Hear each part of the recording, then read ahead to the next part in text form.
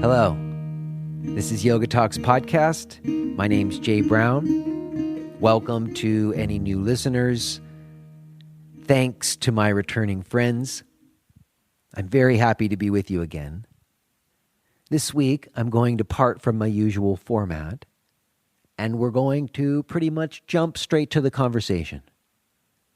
The reason is my guest, Sam Chase, was a fan of this podcast. And before we started recording, he asked me if it would be okay for him to inquire about me just as much as I might inquire about him. He's really into this idea of having a two-way conversation rather than an interview. And I was super happy about that. I said, absolutely, ask me whatever you want. And we also are living somewhat parallel lives, and we have a lot in common. So in any case, this conversation is a little bit longer than they usually are, and there's maybe a little bit more me in there than usual, if you can believe that. And anything that's going on with me right now that I might share with you in this intro, I think we kind of talked about, so no need to belabor it. So we're going to go to that, but right before we do, let me just take care of some quick business. I want to mention that I've got some travel gigs coming up. I'm going to be in Falls Church, Virginia on October 23rd. I'm going to be in Somerville, Massachusetts on November 13th. I've got a teacher training starting here in Brooklyn on November 7th. You can find all the archives of my blog posts and the archives of this podcast and links to all those travel gigs at jbrownyoga.com. I want to express my gratitude for your continued support. Your reviews and stars on iTunes are really helpful. Thank you for those. And your donations, those of you who've been making donations, much appreciated. Thank you very much. Lastly, I just want to mention who's coming on the podcast next week. It's kind of a big episode. Eddie Stern is coming on. I'm betting most of you know who he is. Well, I had the great pleasure of sitting down with him and having a conversation a few weeks ago. It's a doozy. It's a really good one. So you might want to tune in. We're going to listen to it next week.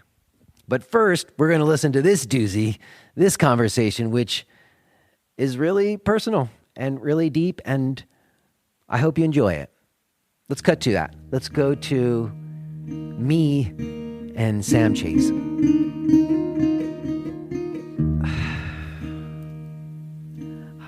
Hi.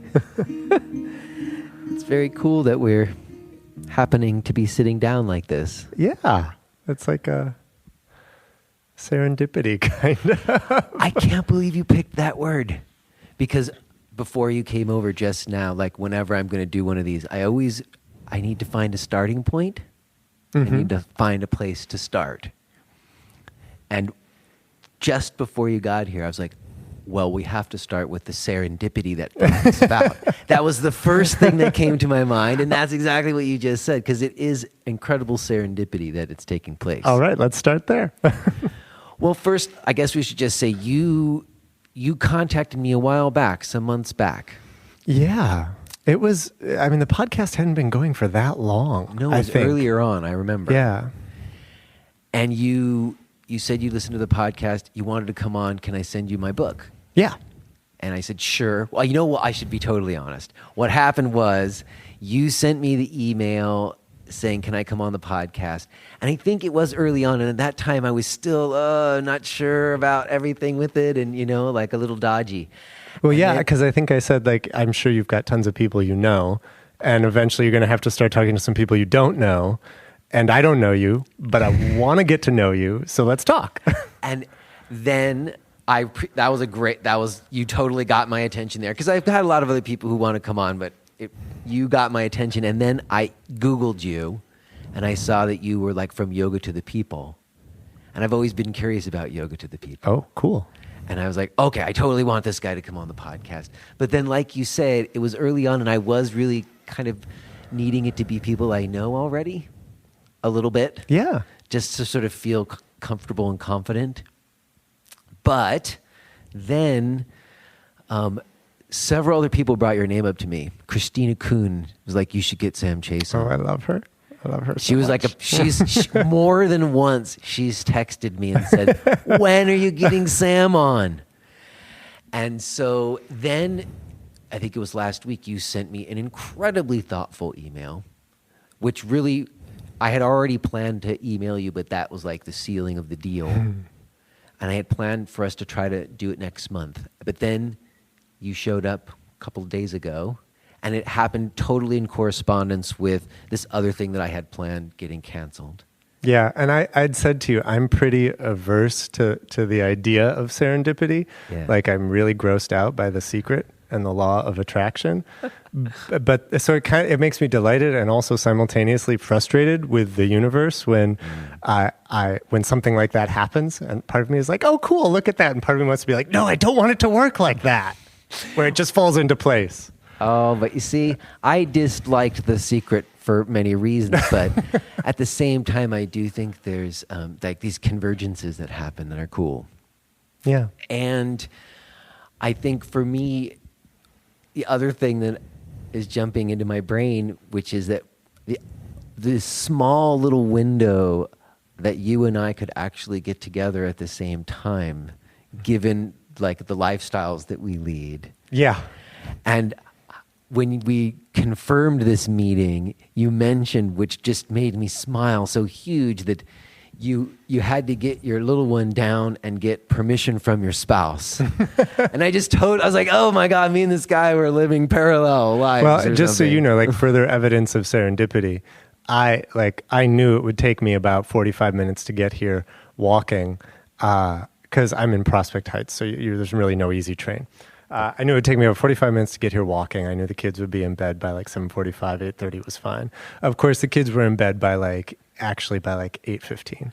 Yeah. I mean, I was going to say, that's early. Our kids go to bed later because we can't get them down early. But then, so I'm like, oh crap. I'm like, I don't have a phone number for Jay. What am I going to do? I walk out my front door and there's a cab dropping someone off at my building. And I'm like, great, I'll just jump in here. And I was actually like right on time. So apparently the universe wants us to chat tonight in a timely manner. Yeah, I appreciate that. And also, you said something to me the other day that's been in my brain ever since. You said something about, oh, I really want to ask you stuff or something like that. Well, yeah. What was that about? Like, so I guess it's just like there's so many things about the podcast over the last year that I've been listening to. When you were talking about like pain you've been having and how you've been dealing with that and how it colors your experience as a teacher, and maybe how your experience as a teacher colors your experience of having pain, because as I said when I dropped in on class, my left SI joint has been dogging me for like 3 months, and you and like a million other yoga teachers, unfortunately. Yeah. And and every once in a while you'd mention stuff about having kids and, the ins and outs of having a yoga studio, which I have for a little while. And it's like, if you just drop in these little things here and there that make me be like, I got to talk to this guy. I got to see like, what is this like for him? Because you don't really, like, I love that you give the little intro and the outro and you share, but you don't overshare. And I don't even know that there's anything specific I wanted to dig into. I'm just like, we gotta chat more, because it seems like in many ways our lives have been running on parallel tracks. I mean, in big ways as well, family.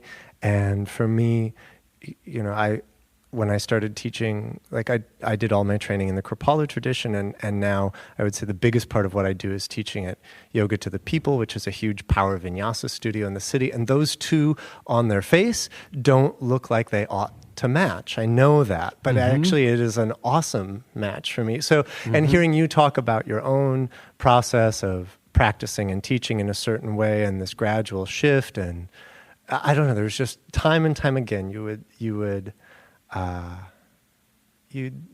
say things that made me think, oh, I gotta hear more, because I don't know how it is for you, but my experience of being a yoga teacher is often a kind of lonely one, because most of who I engage with are students or teachers in training. And I like, there are lots of colleagues I can engage with, but especially with a family, my schedule's very busy. So finding those times are really hard and really rare. I totally understand that. I think, for one, you're taking on this role where you're making yourself very available and you're communicating, and there's a expenditure that goes into that. And then sometimes when I'm done and I'm not teaching, it's kind of like I need time where I don't have to do that. Yeah, like my standard joke for that is like, sometimes when you work at the donut store, the last thing you want when you get home is a donut. Yeah. But the thing about that is the skills that you use are the same skills that help you have a healthy relationship with your wife and maintain relationships with your friends. I agree. I think also, to your point about yoga teachers feeling alone, that I think is true. And I'm not exactly sure why that is. I mean, I guess there's sometimes a little bit of community that you get a part of that you don't feel so alone. Yeah. But I do think that there's certain aspects of being a yoga teacher that aren't often talked about, that are like secrets or something. And that's what I try to, when you say, oh, you drop little things, you know what that is? That's me just like opening up the door and being like, okay, this is the real deal. Yeah, there is a nitty gritty to it. Yeah. And also, maybe to go like way in early on in our chat, I think especially here in New York, because there is such a bulk of teachers in the community, I think there's often a kind of backbiting character to the community of yoga teachers.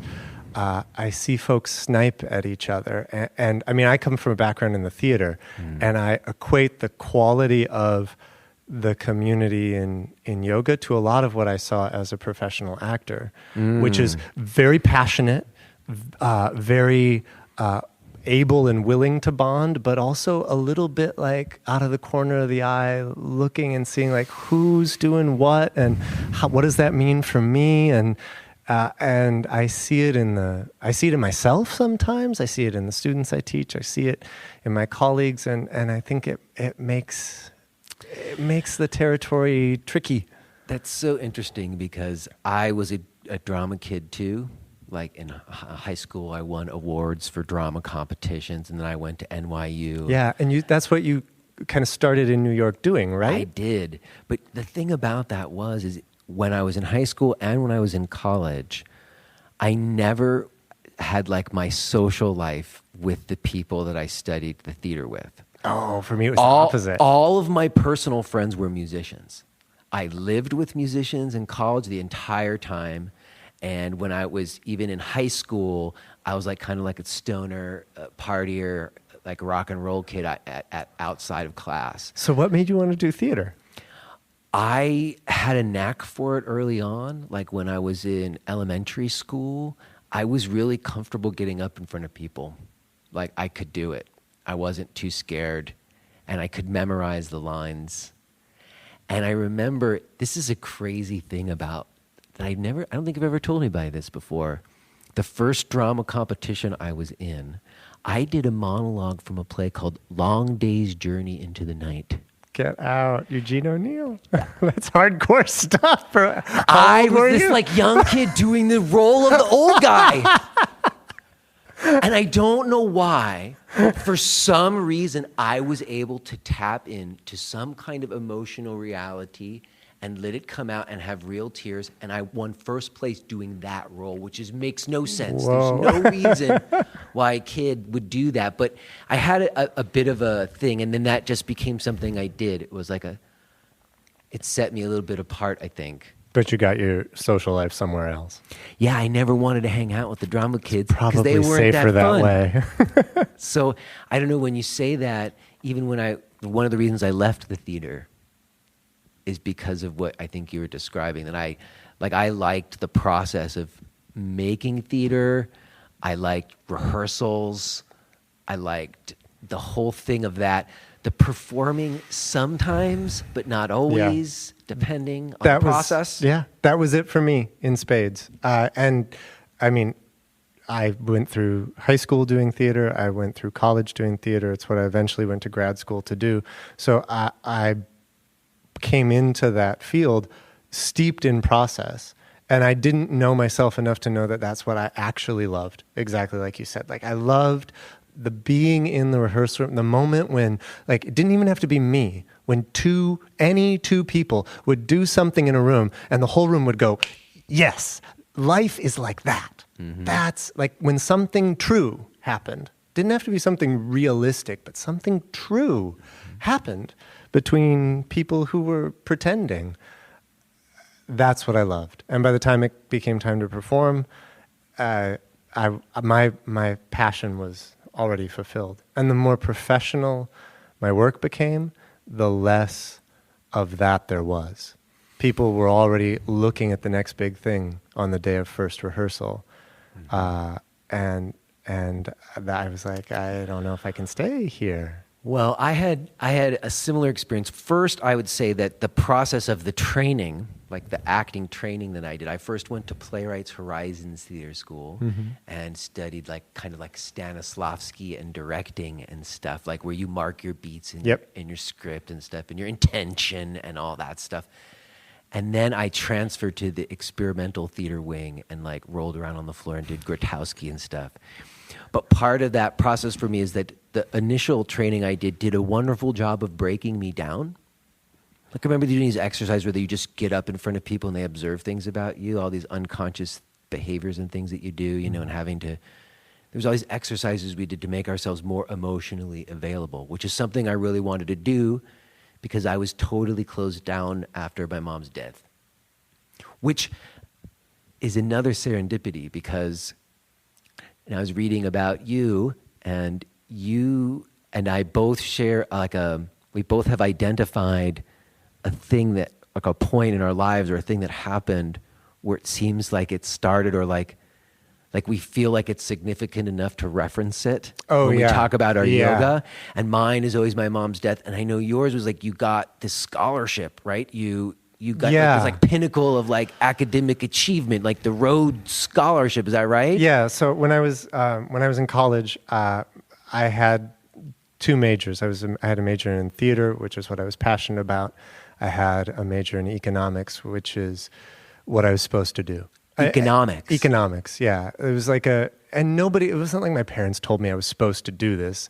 I just had this sense of like, well, I better have something real to do because I can't make a go of it doing theater.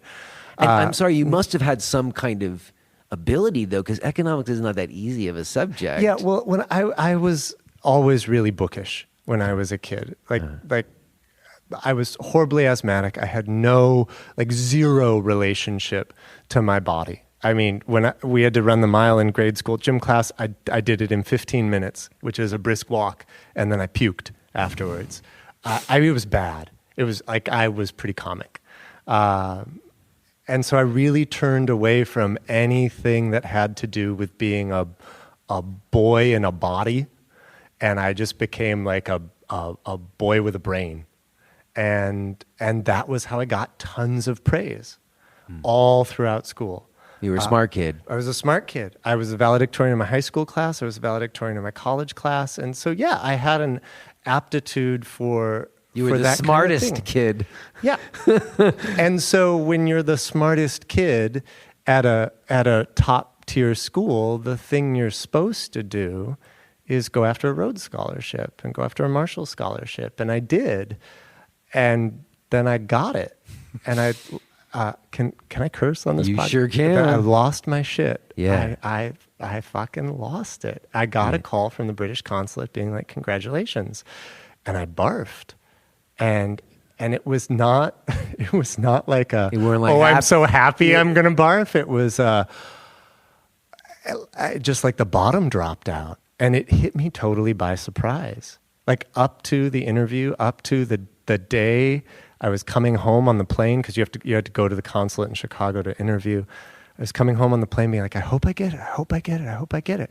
And I got it. And it just wasn't, I don't even remember what I thought it would be, but it wasn't. Do you think that you just didn't think you were going to get it and you're kind of banking on that somewhere inside yourself? Like Was it just the reality that this wasn't what you wanted to do, or? It was a lot of things. I was in a relationship at the time that I was really like invested in. I honestly haven't talked about this a lot, but I think a lot of it was tangled up in my parents had gotten divorced when I was 15. It wasn't a bad divorce. I mean, but every divorce is a bad divorce. So I was in this relationship, and I think I had, in like a deep way that I hadn't processed at the time, this thought of like, I gotta hang on to love. And here I was in this relationship and worried about it becoming long distance. So there was that, but more than that, it was a sense of like, I was standing at the top of the mountain and all I saw was like more mountains further in the distance, and I was not interested in climbing any of them. You didn't feel any like, yes, I did it? I did, but it was followed so hard upon by a terror. Panic. You were panicked. Yeah, it was a panic attack. Yeah. But it was like like there was a sense there. You know what it was? I think they were tied up together. There was that sense of accomplishment, but some other part of me that I probably hadn't talked to in a decade could hear that accomplishment was ringing so hollow for me. It was just so hollow. And it wasn't even that like... Was your heart in the theater? Yeah, it was much more in the theater for sure. Yeah.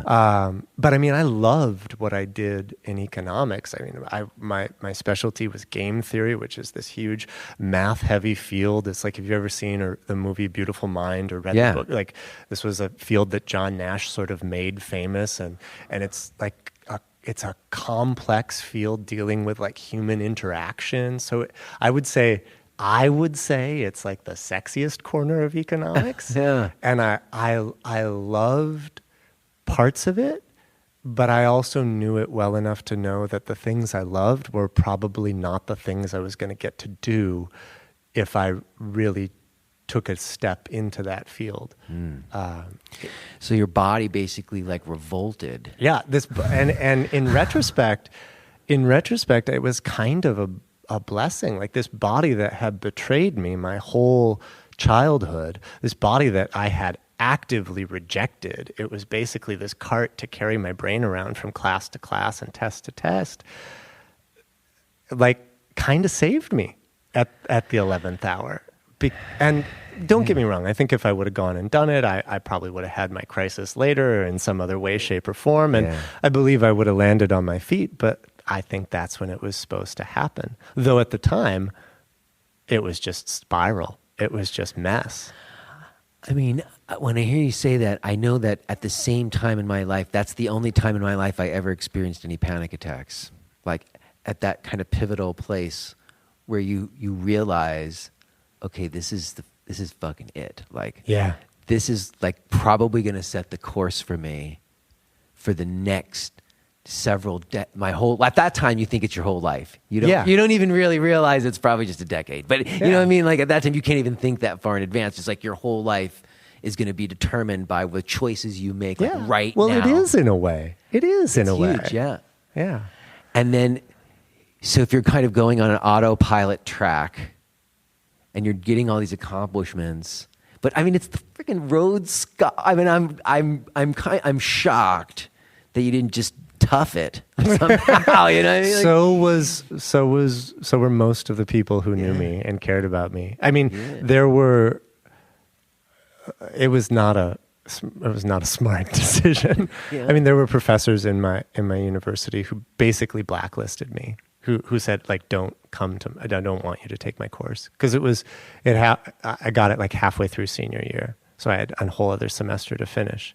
And there were professors who were like, I don't want you to come to my class. They're just mad at you? Justifiably so. Because when you go into a process like that, like, not to get too far behind the scenes, but it is a huge honor for the university, not just you. Yeah. And many of those professors had spent dozens of hours coaching me, honing my essays, like practice interviewing me. They were invested and like they saw this pissant of a kid just chuck it away.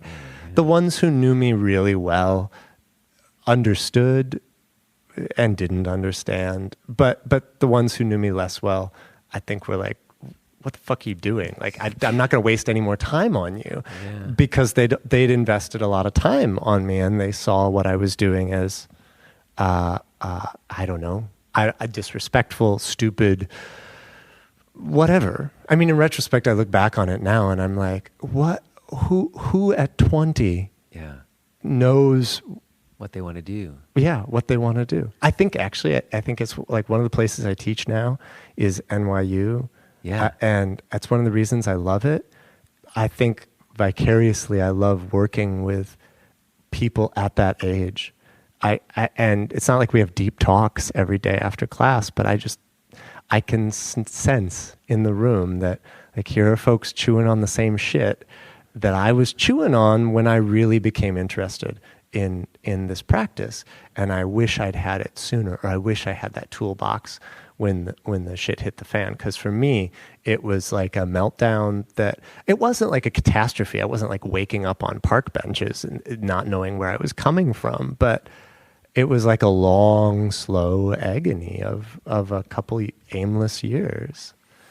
And in that mix, some yoga popped up and became really helpful. Well, it's, again, to me, it's the reason I honed in on that was that you reference it in the same way I reference me reconciling my mom. That, like, you got the Rhodes Scholarship and didn't take it, and then reconciling why that happened for you seems to have shaped where you've gone from there. So your mom's passing, was that for you the thing that catapulted you into it? My mom died when I was 16, and then when I went to acting school, I had to kind of face that, because I certainly didn't.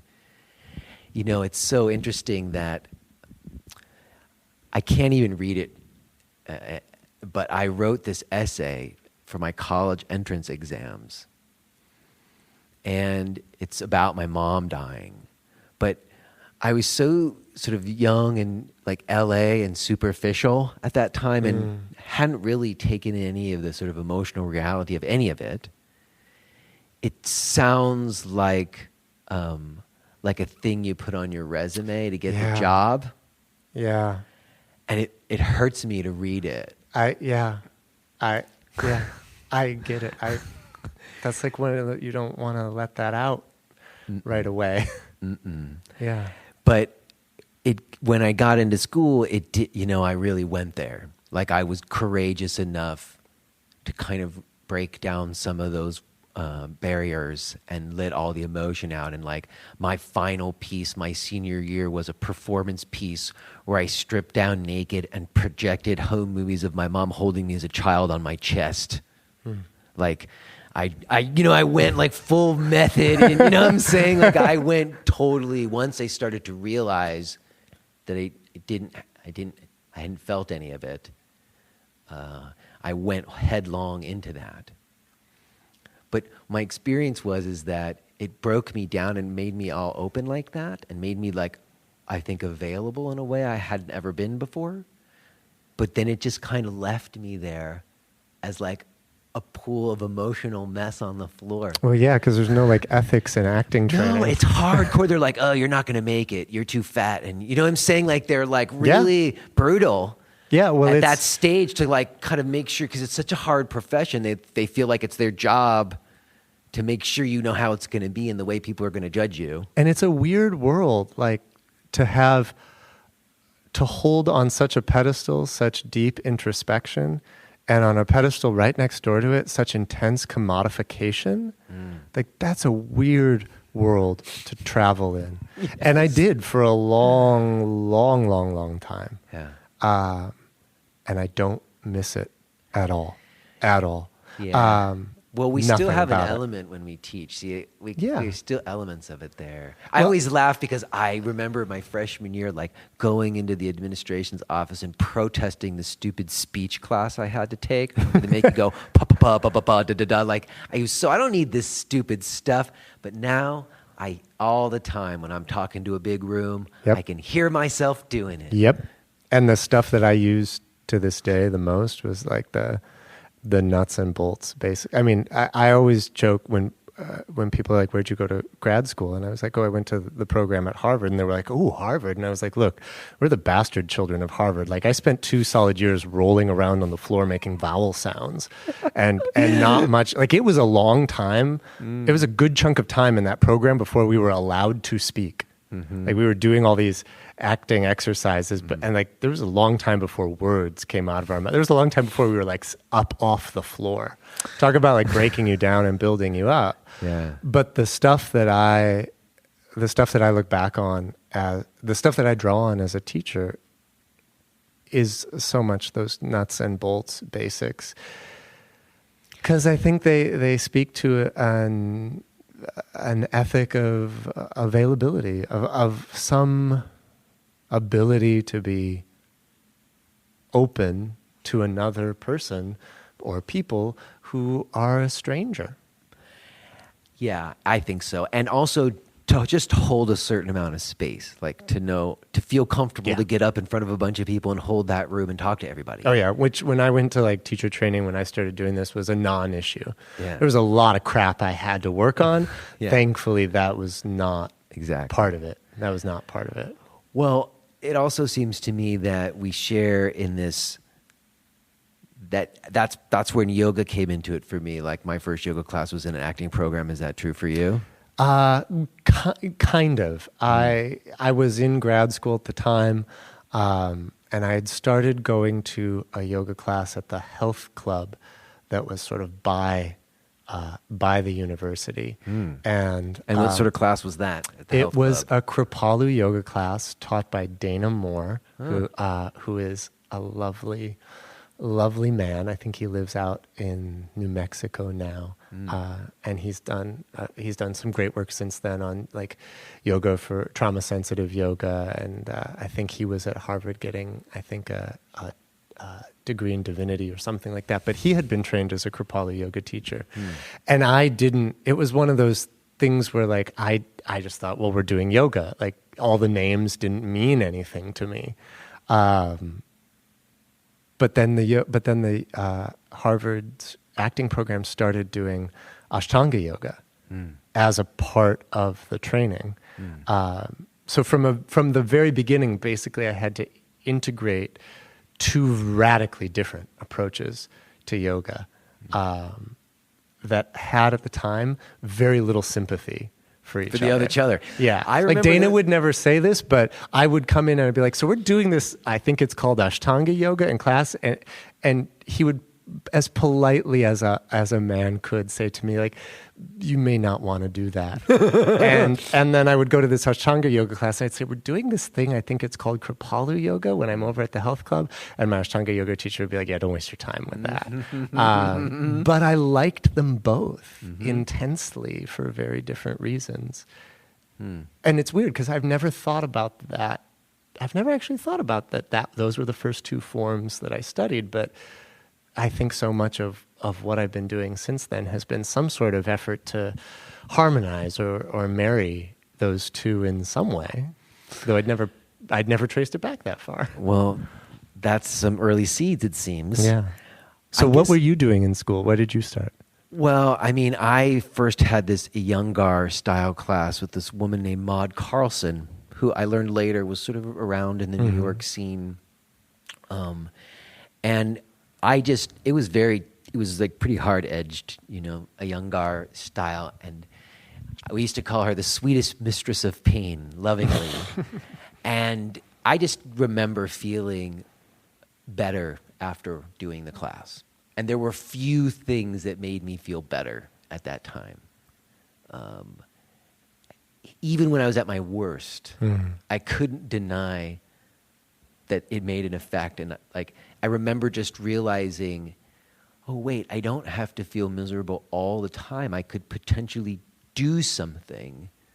I could regulate, it was a first inclination that I might be able to have more say about it. Yeah. And that was like a spark that happened. It didn't really come to fruition. I didn't really get a yoga practice going at that time, but the spark of that was placed in me that yoga was a place where you could potentially develop something that would allow you to not just be at the whims of the tides in your mind, which is sort of what the text say, right? Yeah. But I hadn't read any text at that time. I just observed that in my experience. It was acting school. I was always about observing my experience. So when does the yoga start to become more important than the theater? Or when do you decide to leave? Why? I mean, I know why I decided to bail on theater. We talked a little bit about that. We enjoyed the process, but there's an aspect of when you get to that point where they're like, okay, well, you got to get your headshots. Yeah. And then there's like this sort of professional element to it. I remember it was like waiting tables, and it was like the time I'm supposed to go on auditions now. Mm-hmm. And I was actually one of the people that was kind of being like, oh, you could probably get some work. But when it came time for me to do that, not as drastically as you, I just completely rebelled. I was like, that sucks. I don't want to do that. You know what I mean? And that's why I went and did what you did and rolled around on the floor. Yeah, I mean, I have a huge admiration for someone who is self-assured enough to navigate through that field without losing their mind in the process. And I don't think I had that. I liked to pretend I did, but I don't think I did. I mean, I remember when I moved to Manhattan, the first audition I had was a commercial audition. And it was for some dumb commercial. I don't even know what it was. I don't even think they told me at the time. And I went in, and the thing that I had to do was pick up a book and hand it to someone and smile. And that was the whole audition. I didn't say anything. I just hand a book and smile. And I walked out being like, what the fuck did I just do? And then they called me back, my agent called me back the same day, and she's like, congratulations, you have a callback. And I was like, whoa, I must have handed the shit out of that book. And then I went back for the callback the next day and didn't get it. And I was like, how did I mess up handing that book the second time? It was just how you looked. And exactly. And but someone who can navigate through that kind of dynamic and be as available and present themselves in the way they need to be presented without making it about themselves every day of the week, that's a special kind of person. And the actors I have always admired, the performers I've always admired the most, have had a knack for that. And for me, those people always have something that's more important to them. That's right. Which is weird, because I remember the artistic director of the American Repertory Theater sitting us all down, my whole grad school class, sitting us all down, and he gave this loud lecture in which he said, do not have a plan B. If you have a plan B, you'll do plan B. If you want to succeed in this work, make it your only plan. Throw your knapsack over the wall. Mm-hmm. And everybody, we were all mentally and in our notebooks, furiously scribbling this down and carving it on our hearts. But the performers I've always loved the most have cared about something else so much more. Mm-hmm. And I think I did too. I always did. And look, I'm also the poster child for having a plan B and doing a plan B, because when I moved to New York, I thought, well, teaching yoga will be a hobby and acting will be my career. And the tables, I would say within a couple of years, had turned. Right. I was acting more as a hobbyist, and my work teaching started to become more and more professional. But for me, there was no point at which I concretely said, okay, this is it. The last show I did was A Midsummer Night's Dream in a park in the Lower East Side with a bunch of my friends from grad school. Just got together and they wanted to do it.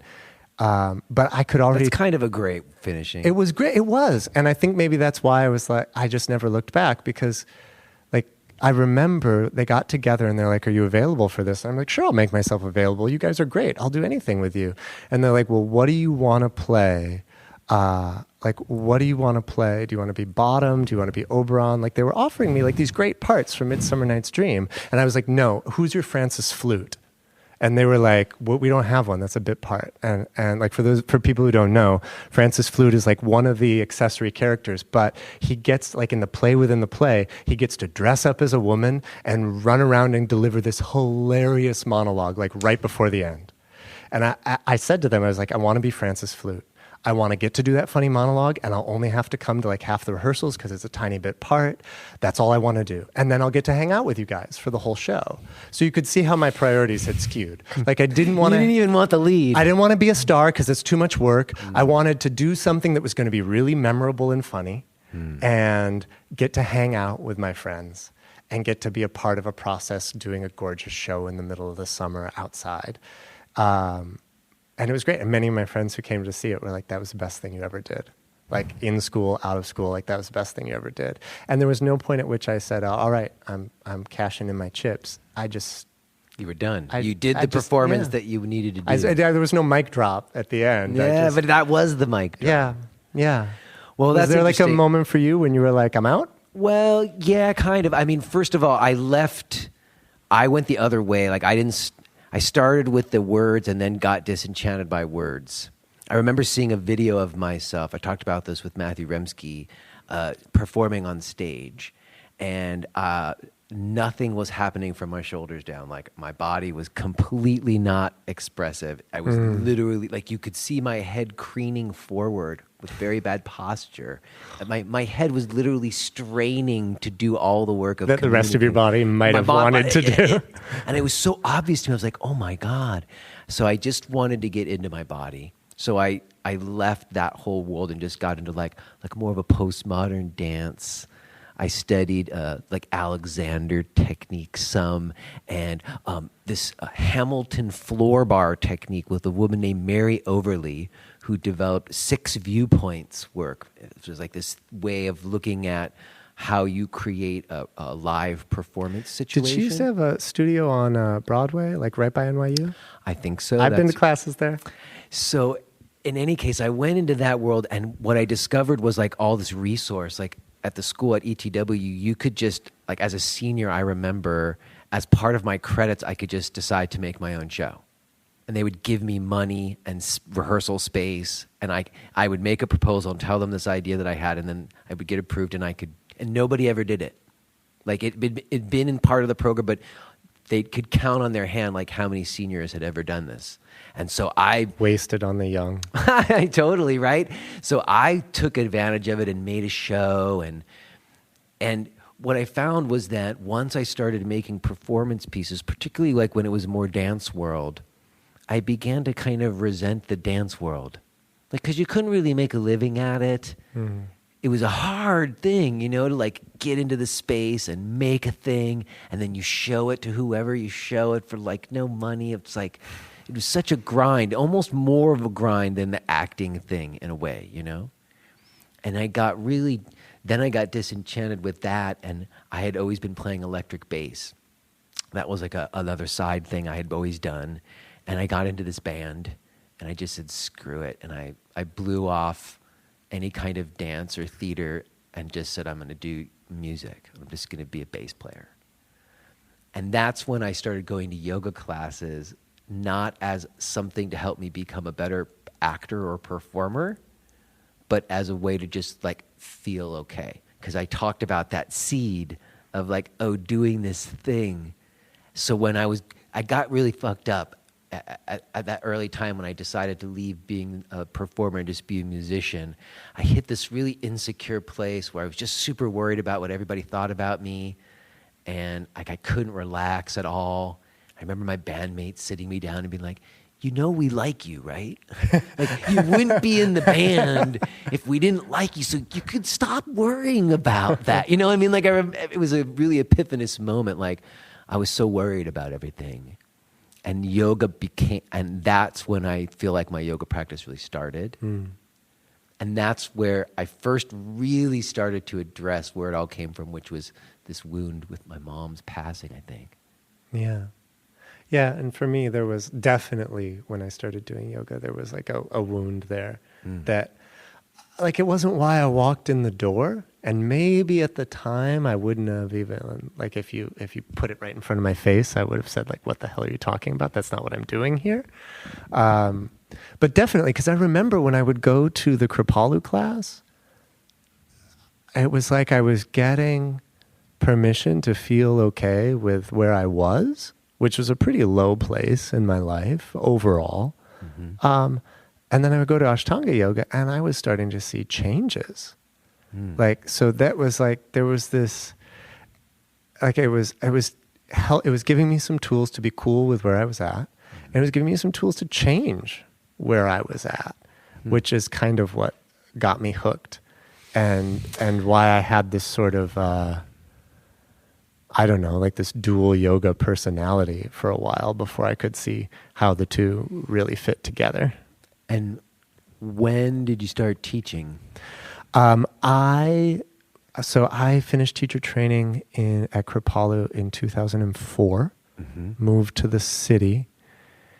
You moved to Manhattan? I moved to Manhattan. I lived on 85th and 3rd, right across the street from New York Yoga. They had a hot studio. They still do have a hot studio. I taught there for a while. Yeah. At one time. So I started teaching there. Kripalu? No. And actually, I think one of the things that Kripalu as a training program gives a lot of their teachers a great skill set with is being rather chameleon-like. They do. They give you, here's a hot class, here's a... But see, that's well, they interesting don't too, give because you... Kripalu is sometimes talked about like it's a specific style. I've talked about this with Christina, actually. Yeah. And I think there are certain elements to it which is why I'm very harmonious with it in terms of like allowing for people to make choices for themselves. And there's certain things about Kripalu and the way they even like have different body types in their advertisements. There's all these things about Kripalu that I really align with. Well, I think Kripalu historically has been a concrete style. And there have been periods when it has been less so. Yeah. I would say now it is a period when, as like a brand, it is more of consolidating itself a little more. I feel like it's resurging. What I've noticed is that the training is giving people a lot of different experiences and options, and not putting one above the other, which is kind of great. I think what it trained me in best was an ethic of teaching, and a skill set for holding lots of different kinds of spaces without maybe, as you say, like a hierarchy about it. Like if you were to go to Kripalu's teacher training now, like they're teaching a set sequence in their teacher training as a teaching tool, like as a tool for learning. And they're still teaching like Kripalu's 3 stages, but the basic, like the 200-hour training is like stage 1, nuts and bolts. They really have an eye on training teachers in the ethic of Kripalu Yoga, understanding that the world of teaching they move into, if they want to live as teachers, is going to require them to be more versatile. And I didn't realize I was being handed something. I didn't realize I was being handed a tool as versatile as that when I was going through my training, because when I moved to New York, having just finished a training in Kripalu Yoga in 2004, when it like had a huge reputation for being like really gentle and rolling around on the floor and making vowel sounds, and it wasn't as sexy as Ashtanga. No power. And I started teaching at a power vinyasa yoga studio, and I would start by teaching basics classes and slow flow classes and gentle classes, which is what I felt most at home in. And I would go take everybody's class all the time. And the training gave me, I think, a decent eye for dissecting what other people were doing when they were teaching their forms. And also, to be quite candid, I think I was also fortunate to plunk myself down in a city where, like, vinyasa yoga has an identity crisis all its own in Manhattan. I don't think vinyasa yoga knows what it is in the island of New York. Right. And so, while vinyasa yoga was having its sort of identity crisis, I think honestly I was able to slip in through a kind of crack and be like, with the training I have, I can do that. I had the same experience teaching at New York Yoga, because I had met a woman who was like the owner at one of them, and then we had like a private practice together. And I had this thing I would do at that time where I would impress people with my ability to do slow motion jump backs, because I had ability to do like the floaty jump back thing. So I could just bust that out, and everybody like, and so they would hire me. Yeah. But I was I'd already transitioned to this more slower thing that I was doing. I mean, I hadn't totally transitioned. So you gave him a little bait and switch? I did. I did the bait and switch. And it would always come back at a certain point because people would complain. And then they would come and then they would come to my class and I would show them what I was really doing. And a lot of times they would give me some leeway because I still had good attendance. But I remember the meeting when they came in and they asked me if I would teach my class more like the Power Flow class on Tuesday, which had more people in it. And it was a pivotal moment for me where I decided, no, I wasn't going to do that. And that I like had to kind of draw like a line in the sand for myself. Yeah, I remember those too. And when I was just starting out, those moments were few and far between because I was game for anything. I was trying to fit into the box that the rest of the yoga community was making for me. And there was none of the conversations like we're having now. No. Nobody was asking before they touched you. No. Never happened. Mm-mm. The concepts such as trauma-sensitive yoga, I would say not only did not exist, but would require several other concepts in order to have an existence. Yeah, we're like 2 or 3 steps removed from that. And I mean, there were all kinds of conversations that weren't happening in the yoga community at that time. And actually, that was a big part of what set my course was, though I ran screaming from academia, I have always had that kind of data head. And as yoga was changing things about me and really becoming an important part of a healing process, there was a part of me that wouldn't let yoga work unless I had a journal article to tell me how it was working. And no such journal articles really existed in the early 2000s. I mean, I could count them on, my 2 hands, more or less. It seemed like the wild, wild west, even more than now, because everybody was doing anything. And and it was a two-way street. I remember maybe 10 years ago, I had an opportunity to co-author a journal article with a doctor named Meg Hayes, and she wanted to write this article for a journal called, I think it was a primary care journal. It's a journal that goes out to doctors of primary care on the evidence for yoga, because she and I both had this feeling that doctors were telling their patients to go do yoga, period, full stop, which I consider irresponsible. For me, I think that's equivalent to someone coming into my class and saying oh, I'm feeling a little blue today. And me saying, have you tried pills? Pills are really great. That is completely common. I can't tell you how many times that happens here at the center where someone's physical therapist or doctor recommends yoga without any suggestions as to which type. So we wrote this journal article to try and break down a little bit of the history of the practice and different styles of practice and what characterizes them